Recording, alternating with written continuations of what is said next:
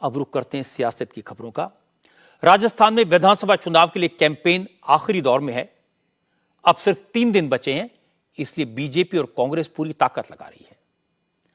आज बीजेपी की तरफ से प्रधानमंत्री Narendra Modi, home minister Amit Shah, BJP अध्यक्ष जेपी नड्डा, यूपी के मुख्यमंत्री योगी आदित्यनाथ, असम के चीफ मिनिस्टर हिमंता बिस्वा शर्मा, केंद्रीय मंत्री स्मृति ईरानी समेत तमाम बीजेपी के बड़े बड़े नेता राजस्थान में थे। कांग्रेस की तरफ से प्रियंका गांधी, मल्लिकार्जुन खड़गे के अलावा बीएसपी अध्यक्ष मायावती ने भी राजस्थान में चुनावी रैलियां की। मोदी की राजस्थान में 2 रैलियां हुई, एक बड़ा रोड शो हुआ। सूरज ढलने के बाद शाम को मोदी बीकानेर में रोड शो करने पहुंचे। प्रधानमंत्री के रोड शो के लिए बीजेपी ने जबरदस्त इंतजाम किए थे। सड़क के दोनों तरफ केसरिया रंग की कपड़े की वॉल बनाई गई थी। दोनों तरफ हजारों लोगों की भीड़ थी। मोदी खुली गाड़ी में सवार होकर बीकानेर की सड़कों पर निकले। उनके साथ केंद्रीय कानून मंत्री और राजस्थान बीजेपी के बड़े नेता अर्जुन राम मेघवाल थे। आज राजस्थान में बीजेपी का कैंपेन कुछ मुद्दों पर फोकस था। सभी नेताओं ने सनातन की बात की, महिलाओं की सुरक्षा का मुद्दा उठाया, कांग्रेस की गारंटीज की बात की और राजस्थान में डीजल पेट्रोल की कीमतों का सवाल उठाया। ये ऐसे मुद्दे हैं जिन पर कांग्रेस के नेताओं को जवाब देना मुश्किल हो रहा है। प्रधानमंत्री मोदी ने अपनी रैलियों में इन मुद्दों पर कांग्रेस को घेरा। पाली की रैली में मोदी ने कहा, कांग्रेस वोट के लिए कुछ भी कर सकती है। कांग्रेस सिर्फ तुष्टीकरण की नीति पर चलती है। कांग्रेस और उसके साथी सनातन को खत्म करने का ऐलान कर रहे हैं, इसलिए कांग्रेस को सबक सिखाना जरूरी है। यहां की कांग्रेस सरकार तुष्टीकरण के अलावा कुछ नहीं सोचती। तुष्टीकरण की राजनीति का असर क्या होता है, इसको राजस्थान ने बीते 5 वर्षों में झेला है। कांग्रेस ने राजस्थान को दंगों में झोंक दिया। दंगों और आतंक की मानसिकता रखने वालों के हौसले बुलंद हो गए। सौहार्द की इस धरा पर ऐसी ऐसी घटनाएं हुई जिनके बारे में कभी कल्पना भी हम नहीं कर सकते थे। ऐसी विकृत मानसिकता वाली कांग्रेस को अच्छे से सबक सिखाना जरूरी है। सनातन को लेकर इन्होंने क्या क्या कहा है, ये पूरे देश ने देखा है। मेरी माताएं बहनों ने तो बहुत आक्रोश व्यक्त किया है। कांग्रेस और उसके साथी सनातन को खत्म करने का ऐलान कर रहे हैं और सनातन को खत्म करने का मतलब है राजस्थान की संस्कृति को खत्म करना। क्या ये करने देंगे आप? ये करने देंगे? ये कांग्रेस के कारनामे चलने देंगे? एक घमंडिया गठबंधन के करतूत मान्य करेंगे? साथियों, हम सब तो भली भांति जानते हैं, यहां जालोर जिले में कानीवाड़ा में हनुमान जी का प्राचीन मंदिर है। उस हनुमान जी के प्राचीन मंदिर में पीढ़ियों से दलित समाज के ही पुजारी होते हैं, भगवान की पूजा करते हैं और सब लोग जाकर के वहां आशीर्वाद लेते हैं, प्रसाद आरोग्य करते हैं। ऐसी प्रेरणादायी भूमि पर कांग्रेस के संरक्षण में दलितों को निशाना बनाया जा रहा है। अयोध्या में भगवान राम के मंदिर के बहाने सनातन के अपमान की बात आज उत्तर प्रदेश के मुख्यमंत्री योगी आदित्यनाथ ने भी की। योगी आदित्यनाथ ने आज राजस्थान के अलवर और आमेर में रैली की। दोनों सभाओं में योगी ने कहा, कांग्रेस ने राम और कृष्ण के अस्तित्व को नकारा, लेकिन अब बदले माहौल में हिंदुओं के वोट पाने के लिए कांग्रेस के नेता मंदिर मंदिर जा रहे हैं, लेकिन लोगों को इनकी असलियत समझ आ चुकी है। अब जनता कांग्रेस को जवाब देगी कि राम हुए ही नहीं, कृष्ण हुए ही नहीं। आखिर कांग्रेस यही कहती थी ना। और भाइयों बहनों, हमने कहा था रामलला हम आएंगे, और मंदिर बनाने के पहले हमने ये भी कहा कि रामलला हम आएंगे, लेकिन पहले ढांचा हटाएंगे। गुलामी का ढांचा हटा ना। हमारे यहां संबोधन में ही राम राम हम कहते हैं। जन्म लेने के साथ राम, और जन्म की यात्रा पूरी करने के बाद भी राम। राम के साथ ही हमने जीवन, हमारा जन्म और जीवन दोनों बराबर जुड़ा हुआ है। लेकिन एक कांग्रेस हमारे अस्तित्व पर प्रश्न खड़ा करने का काम करते हैं। और इसलिए भाइयों बहनों, जो सनातन धर्मावलंबियों के अस्तित्व पर प्रश्न खड़ा करते हो, उनकी स्वयं के अस्तित्व पर प्रश्न खड़ा कर दीजिए। सनातन के मुद्दे को लेकर प्रियंका गांधी ने बीजेपी पर हमला किया। प्रियंका गांधी ने आज अजमेर में रैली की। यहां उन्होंने कहा कि बीजेपी चुनाव में धर्म का इस्तेमाल करती है। चुनावी रैलियों में बीजेपी नेता राम मंदिर की, सनातन की बात करते हैं। इसलिए करते हैं क्योंकि उनके पास बताने के लिए कोई काम नहीं है। प्रियंका ने कहा कि मध्य प्रदेश में तो 18 साल से बीजेपी की सरकार है, वहां भी बीजेपी के नेताओं ने काम गिनाने के बजाय सिर्फ धर्म को इशू बनाया। और इसकी एक ही वजह है कि बीजेपी को लोगों के विकास से नहीं, उनके वोट से मतलब है, और वोट के लिए बीजेपी के नेता लोगों को धर्म के नाम पर बहकाते हैं। धर्म की बात और जाति की बात चुनाव के समय क्यों होती है?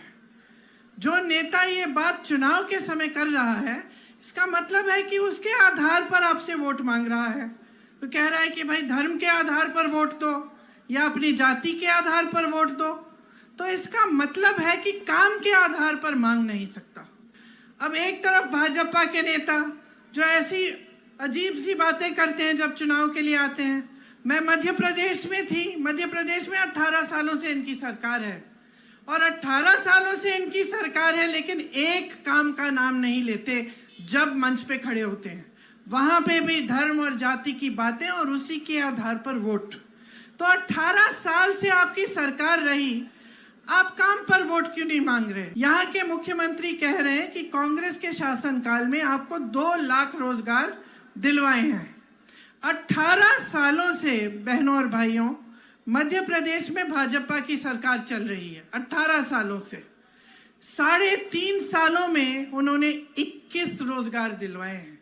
यहाँ 5 सालों में 2 लाख, वहां 3.5 सालों में 21, सिर्फ 21 रोजगार दिलवाए हैं। पिछले 5 सालों में कांग्रेस की सरकार ने जो काम किया, जो आपकी सेवा की, उसी के आधार पर हम आपसे वोट मांगते हैं। प्रियंका गांधी के साथ अजमेर की रैली में सचिन पायलट भी दिखाई दिए।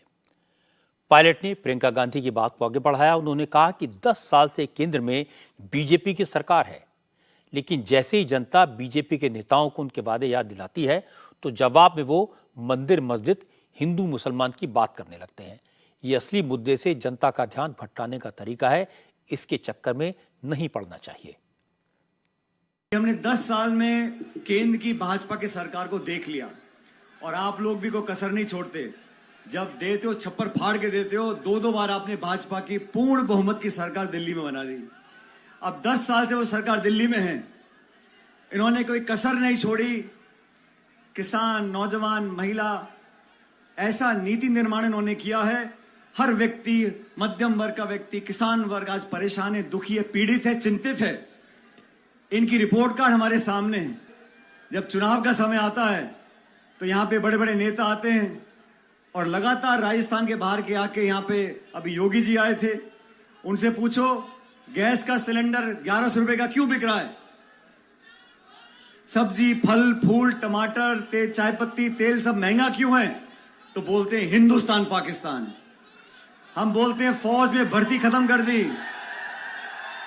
हम कहते हैं फौज की भर्ती खत्म कर कर अग्निवीर चालू कर दिया। नौजवानों के भविष्य से खिलवाड़ कर रहे हो। हमारा नौजवान लड़का भर्ती होगा 19-20 साल का, 4 साल की नौकरी और फिर छुट्टी।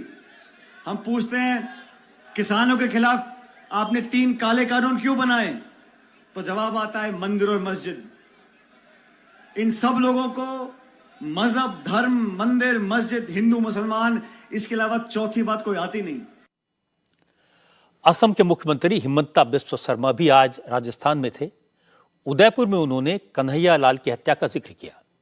हिमंता ने कहा कि अशोक गहलोत और सचिन पायलट तो पूरे 5 साल तक सत्ता के लिए लड़ते रहे और इस दौरान जिहादियों के हौसले इतने बढ़ गए कि उन्होंने बेकसूर कन्हैया का सर तन से जुदा कर दिया। हिमंता ने कहा, अगर कोई इस तरह की हरकत बीजेपी शासित राज्य में करता तो 5 मिनट में उसका अपॉइंटमेंट यमराज के साथ फिक्स हो जाता। मैं असम में था, एक दिन सुबह मैंने देखा कि राजस्थान का उदयपुर में कन्हैया लाल जी का हत्या होते हैं, सरतन जुदा किया जाते हैं। मैंने गूगल किया, ये सरतन जुदा का मतलब क्या है? इंडिया में तो हम कभी सुना नहीं था। बोले नहीं, पाकिस्तान और अफगानिस्तान में होते हैं, सरतन जुदा किया जाते हैं। सरतन जुदा का मतलब क्या है? आपका गर्दन से पूरा हटा दो बॉडी को। ये भारत में हम कभी सुना भी नहीं था। कहां से सुनने मिला? राजस्थान से। क्यों सुनने मिला? तुष्टीकरण का कारण। लेकिन यही काम अगर असम में होते थे, यहां सरतन जुदा और साथ साथ में 5 मिनट में उनका हिसाब भी बराबर हो जाता था, बराबर हो जाते थे। अभी गहलोत जी बोलते हैं तो गहलोत जी बोलते हैं हमने कानून को दिया है। अरे भाई, अगर बीजेपी शासित प्रदेश में कोई माताओं और बहनों का ऊपर अत्याचार करेगा, कोई कन्हैया लाल जैसा कांड होगा, उनका एड्रेस, अपॉइंटमेंट सीधा सीधी यमराज का साथ कर दिया जाएगा। उसका सिवा और बाकी कुछ नहीं होगा। भाई और बहनों, आप सरतन जुदा करेगा, ये क्या कोई देश हुआ? और आप फिर भी मुख्यमंत्री बने रहते हो। आज आप लोग बोलिए, जवाहरलाल नेहरू देश का प्रधानमंत्री बने, राम मंदिर नहीं बना। इंदिरा जी देश का प्रधानमंत्री बने, राम मंदिर नहीं बना। राजीव गांधी देश का प्रधानमंत्री बने, राम मंदिर नहीं बना। कारण क्या था? कारण क्या था? तुष्टीकरण का राजनीति कारण था। अगर आज नरेंद्र मोदी देश का प्रधानमंत्री नहीं बनते थे ना, तो वहां आज भी बाबरी मस्जिद होते थे, राम जन्मभूमि कभी नहीं बनता था। बीजेपी और हम लोग क्लियरली बोलना चाहता हूं, ये देश का राजनीति बाबर और औरंगजेब का हिसाब से नहीं होगा। ये राजनीति भारत मां को विश्व गुरु बनाने के लिए होगा। कांग्रेस नेता भी इस बात को समझ रहे हैं कि सनातन का मुद्दा भारी पड़ सकता है। इसलिए प्रियंका गांधी से लेकर अशोक गहलोत तक सारे नेता इस पर बोल रहे हैं। गहलोत ने कहा कि मोदी ने कर्नाटक में भी बजरंगबली का नाम लिया था, लेकिन बजरंगबली ने भी बीजेपी को सबक सिखा दिया। गहलोत ने कहा कि अब मोदी और योगी राजस्थान में राम राम जप रहे हैं, यहां भी बीजेपी का हाल कर्नाटक जैसा ही होगा। दिखावा है उनका, वो जो उनकी अप्रोच है, कई राज्यों में कर चुके हैं। वो हिमाचल मार खाए, कर्नाटक मार खा गए। बजरंगबली बोल रहे थे, बजरंगबली ने उनको रिजेक्ट कर दिया कि भाई आप मेरा नाम का दुरुपयोग क्यों कर रहे हो। वहाँ नहीं कामयाब हो पाए। तो इसलिए अब भगवान समझने लग गए हैं कि भाई हद हो गई है, मैं सबके लिए हूँ, सबके घटघट में हूँ। भगवान राम हो चाहे वो बजरंगबली हो, और ये व्यक्ति और ये पार्टी जो है मेरे मिसयूज कर रही है, कब तक वो बर्दाश्त करेंगे वो। लेकिन बीजेपी की तरफ से संबित पात्रा ने कहा, कांग्रेस अब डर गई है। कांग्रेस के नेता समझ गए कि हिंदू जाग गया है, इसलिए कांग्रेसी चाहते हैं किसी तरह से बीजेपी को हिंदुत्व की बात करने से रोका जाए, लेकिन ऐसा होने वाला नहीं है। क्यों नहीं बात करें हम गाय के विषय में? क्यों बात न करें भगवान राम के विषय में? यही तो गड़बड़ी है कांग्रेस पार्टी की। इतने वर्षों तक जिस प्रकार से उन्होंने हिंदुओं को द्वयम दर्जे का नागरिक सोच रखा था, अचानक जब भारतीय जनता पार्टी और मोदी जी की सरकार आई, जब भगवान राम की बात हुई और जब हिंदुस्तान को यह महसूस हुआ कि अरे हमारे आत्मा को मारने की कोशिश कांग्रेस पार्टी कर रही थी, तो ये अचानक से fancy dress competition Congress party का शुरू हो गया। चोगा ओढ़ करके कोई कभी यज्ञ कर रहा है तो कोई कभी मंदिर जा रहा है। वही राहुल गांधी जो कहते थे जो मंदिर जाते हैं वो लड़कियां छेड़ते हैं, आजकल मंदिर जा रहे हैं।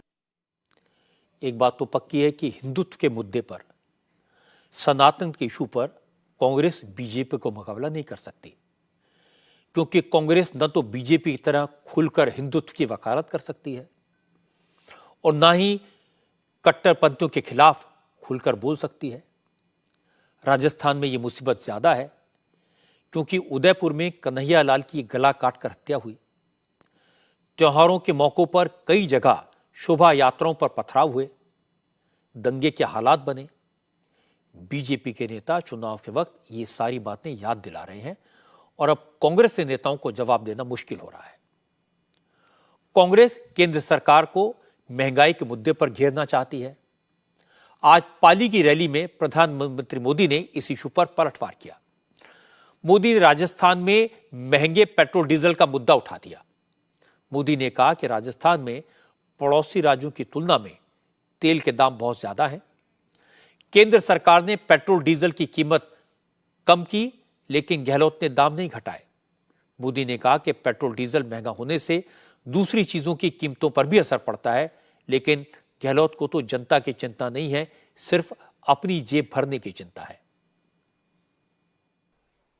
आसपास के राज्यों में देखिए, ये राजस्थान में देखिए, उत्तर प्रदेश में पेट्रोल का दाम देख लीजिए, पड़ोस में गुजरात है उसका पेट्रोल का दाम देख लीजिए, पड़ोस में हरियाणा है उसका पेट्रोल का दाम देख लीजिए। ये तीनों राज्य राजस्थान के अगल बगल में है और तीनों राज्य में भाजपा की सरकार है। आपको यहां जो पेट्रोल डीजल का भाव पैसा देना पड़ता है, वहां उससे 12-13 रुपया कम है। यहां आपको 12-13 रुपया लीटर पर ज्यादा देना पड़ता है। ये माल चोरी किसके लिए कर रहे हो रे जादूगर? इससे आम खाने पीने के सामान से लेकर आपकी सिंचाई खेती की लागत तक कई गुना बढ़ गई है। केंद्र सरकार ने पेट्रोल के दाम घटाए, भाजपा की राज्य सरकारों ने पेट्रोल के दाम घटाए, लेकिन राजस्थान की कांग्रेस सरकार ने ऊपर से आपसे ज्यादा पैसा वसूल करके आपसे हजारों करोड़ रुपए मार लिए।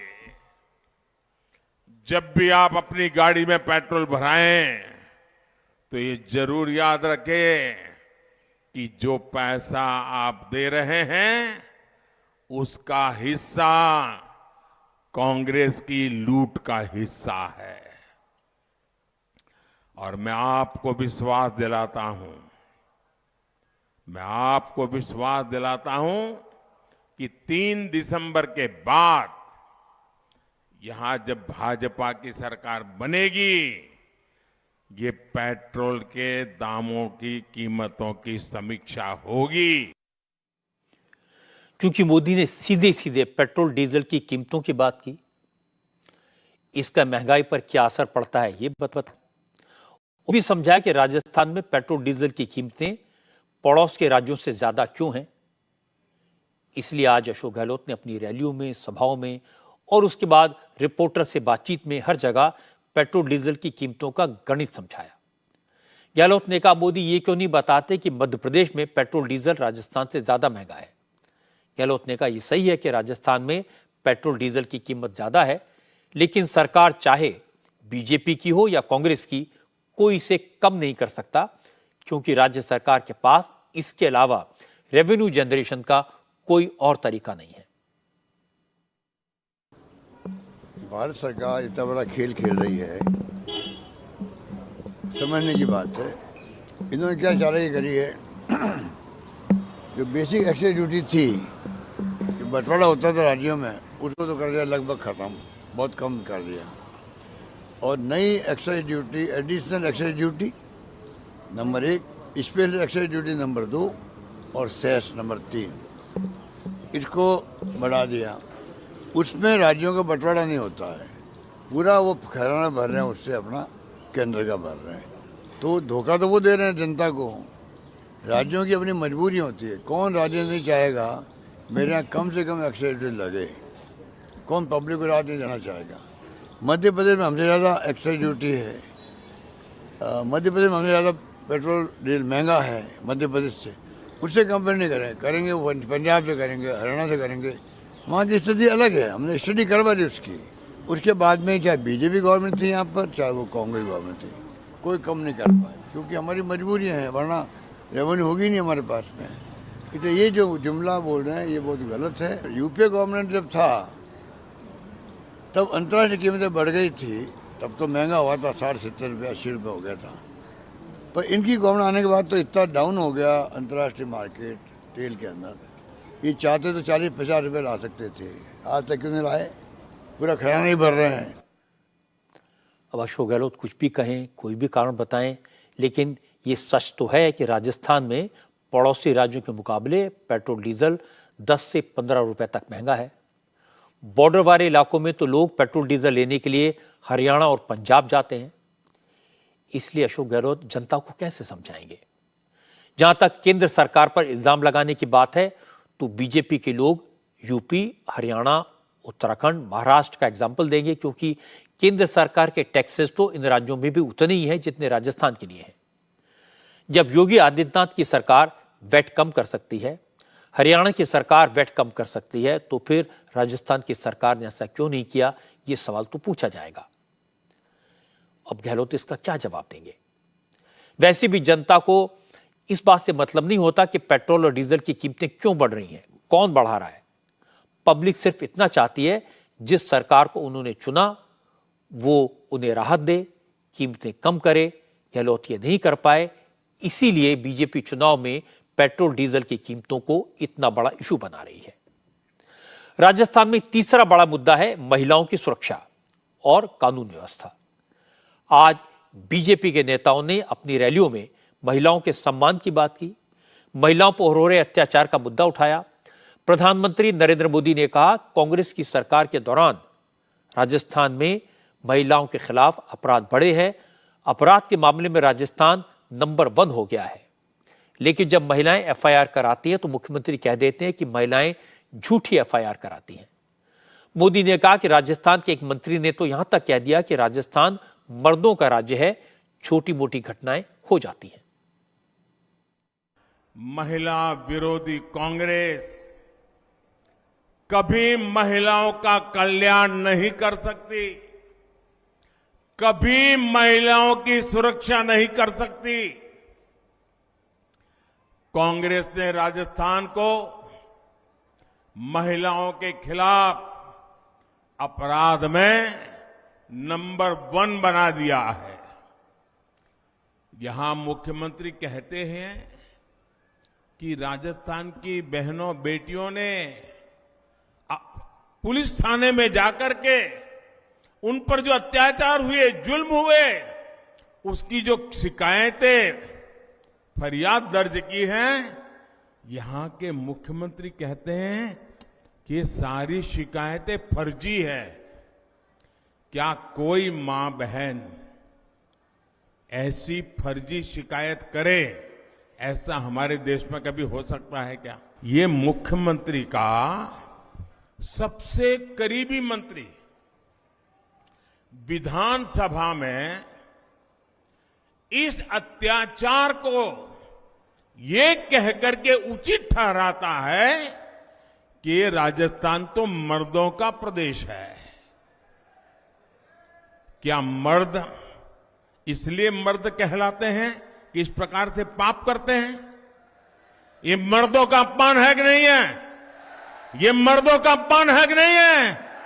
अरे राजस्थान के मर्द बहन बेटियों की इज्जत के लिए अपना सर कटवा सकते हैं, ये मर्द होते हैं राजस्थान। और तुम्हारे मंत्री खुलेआम कह दे कि तुम मर्दों का प्रदेश है तो फिर महिलाओं के साथ आपको शोभा देता है क्या? मोदी ने महिला सुरक्षा का सवाल उठाया। मैं आपको कांग्रेस का पक्ष सुनवाता हूं। कांग्रेस की प्रवक्ता सुप्रिया श्रीनेत ने कहा कि हाथरस की बेटी का आधी रात को जबरदस्ती अंतिम संस्कार कराने वाले दूसरों को महिला सुरक्षा पर उपदेश न दे तो बेहतर होगा। सुप्रिया श्रीनेत ने कहा, महिलाओं के खिलाफ अपराध के मामलों में दोषियों को सजा दिलाने के मामलों में राजस्थान बीजेपी शासित राज्यों से बेहतर है। आप किस मुंह से राजस्थान की बात करते हैं? असलियत तो यह है कि राजस्थान में बलात्कार की सजा का प्रतिशत 48% है, जबकि नेशनल एवरेज मात्र 28% है। असलियत यह है कि महिला अत्याचार के मामले में सजा का प्रतिशत राजस्थान में 45% है और राष्ट्रीय एवरेज 26% है। असलियत यह है कि महिला अत्याचार के मामले में पेंडेंसी मतलब निलंबित मामले राजस्थान में प्रतिशत है 9% और राष्ट्रीय एवरेज है 31%। तो किस मुंह से आप बात करते हैं महिला अत्याचार की? राजस्थान में यहां पर अनिवार्य एफआईआर है और उसके बाद भी 1 लाख प्रति अत्याचार के अगर मामले देखिए तो हम इनकी सरकारों से बहुत पीछे हैं।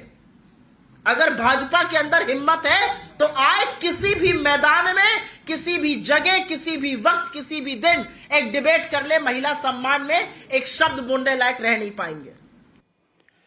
वैसे प्रधानमंत्री मोदी ने राजस्थान के मर्दों के राज्य है इस बयान का जिक्र किया। वो बयान राजस्थान कांग्रेस के सीनियर लीडर और संसदीय कार्य मंत्री शांति धारीवाल ने विधानसभा के अंदर दिया था। पिछले साल जब राजस्थान असेंबली में राज्य में बढ़ते रेप केसेस पर चर्चा हो रही थी, तब धारीवाल ने हंसते हुए कहा था कि राजस्थान तो मर्दों का प्रदेश रहा है, उसका क्या करें। यह कहकर धारीवाल हंसे तो कई मंत्री और कांग्रेसी विधायक भी हंसने लगे। किसी ने धारीवाल को टोका तक नहीं। आज प्रधानमंत्री इसी शर्मनाक बयान का जिक्र कर रहे थे। शांति धारीवाल अशोक गहलोत के करीबी हैं।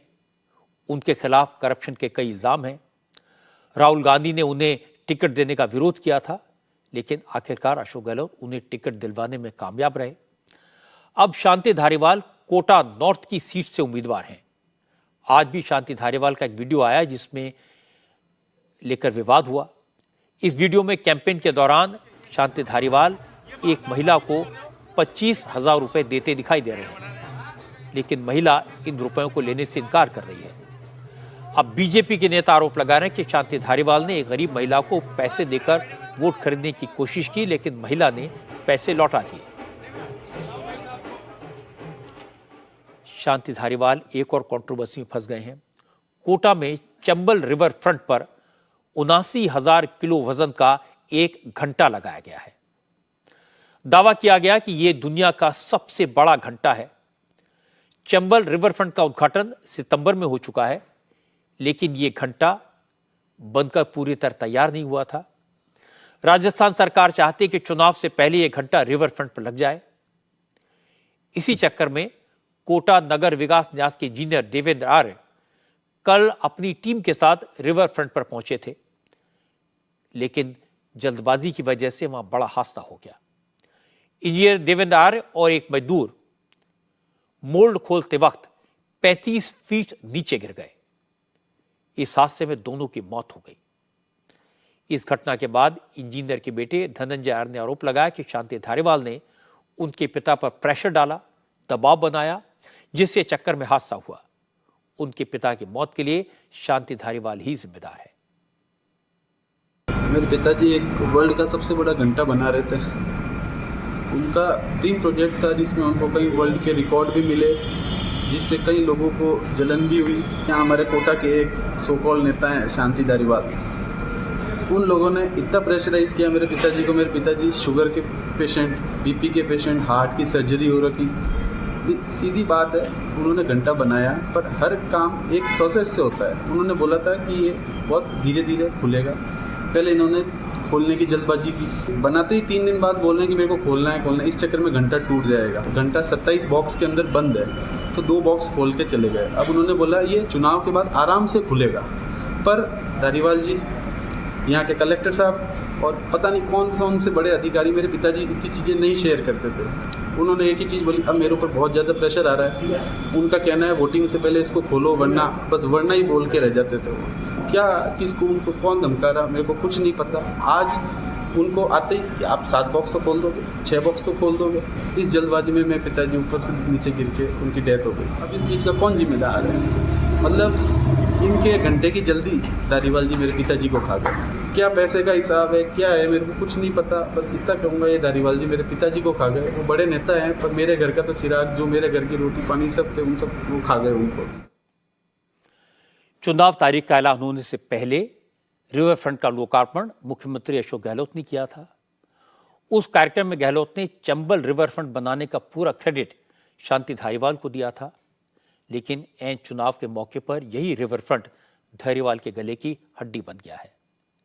हादसे में मारे गए मजदूर सोनू गुजर के रिश्तेदार तो धरने पर बैठ गए हैं और सारे लोग इस हादसे के लिए शांति धारीवाल को जिम्मेदार ठहरा रहे हैं और शांति धारीवाल को चुनाव के मौके पर जवाब देना मुश्किल हो गया है।